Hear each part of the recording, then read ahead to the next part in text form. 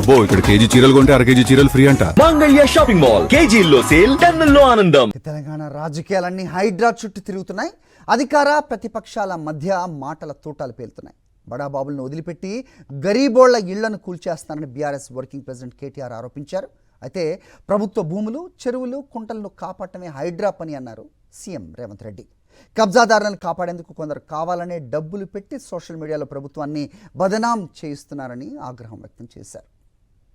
ప్రభుత్వ స్థలాలను, చెరువులను కాపాడటమే లక్ష్యంగా Hyderabad disaster response and asset protection ఏజెన్సీని తీసుకొచ్చింది రేవంత్ సర్కార్.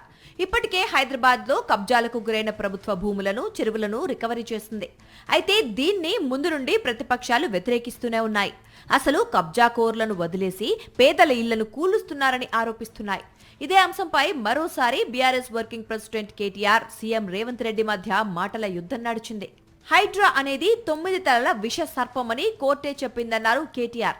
బడాబాబులను వదిలిపెట్టి గరీబోళ్ల ఇళ్లపై పడుతున్నారని మండిపడ్డారు.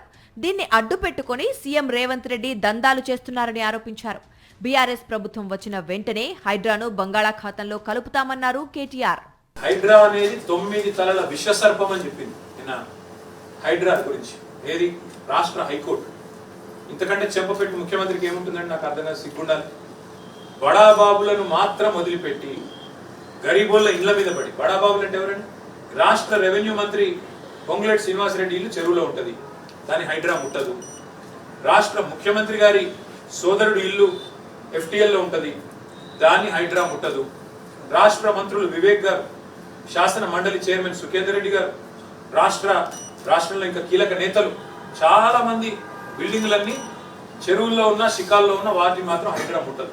హైడ్రా అనేది it has become a blackmailing extortion tool of Revanth Reddy. ఖచ్చితంగా అందుకే మా గవర్నమెంట్ వచ్చిన మొదటి రోజే నిన్న హైకోర్టు చెప్పిన విధంగా దాన్ని ఎత్తి బంగాళాఖాతంలో పాడేసే బాధ్యత మాది. ప్రభుత్వ పార్కులు, చెరువులు, నాలాలు, కుంటలు కాపాడటమే హైడ్రా పని అన్నారు సీఎం రేవంత్ రెడ్డి. కొందరు కబ్జాకోరులు హైడ్రా వద్దంటున్నారని మండిపడ్డారు. కబ్జాలు చేస్తే బడాబాబులైనా పేదలైనా ఊరుకోబోమన్నారు.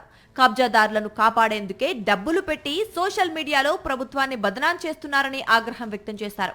ఖచ్చితంగా భవిష్యత్తులోనూ హైడ్రాను కొనసాగిస్తామని స్పష్టం చేశారు. హైడ్రా కార్యాచరణ పట్ల, హైడ్రా నిర్వహిస్తున్న బాధ్యతల పట్ల ఖచ్చితంగా హైకోర్టు ఇచ్చిన ఆదేశాలు ఇంకా నేను పరిశీలించలేదు. ప్రభుత్వ పరంగా సమీక్ష చేస్తాం. తప్పకుండా కోర్టు ఆదేశాలు ఇస్తే న్యాయస్థానాన్ని గౌరవిస్తాం. అదేవిధంగా హైడ్రా కొనసాగిస్తున్న పనులను కూడా భవిష్యత్తులో కూడా కొనసాగిస్తాం. మరోవైపు హైడ్రా తీరుపై మరోసారి హైకోర్టు ఆగ్రహం వ్యక్తం చేసింది. వేర్వేరు కేసులో హైడ్రా చర్యలను తప్పుపట్టింది. ప్రైవేట్ స్థలంలో హైడ్రా బోర్డు ఏర్పాటు చేయడాన్ని తప్పుపట్టిన న్యాయస్థానం 24 గంటల్లోగా తొలగించాలని ఆదేశించింది. తప్పుడు సమాచారం ఇచ్చిన తహసీల్దార్ను ఈ నెల 30న కోర్టు ముందు హాజరు కావాలని హైకోర్టు ఆదేశించింది.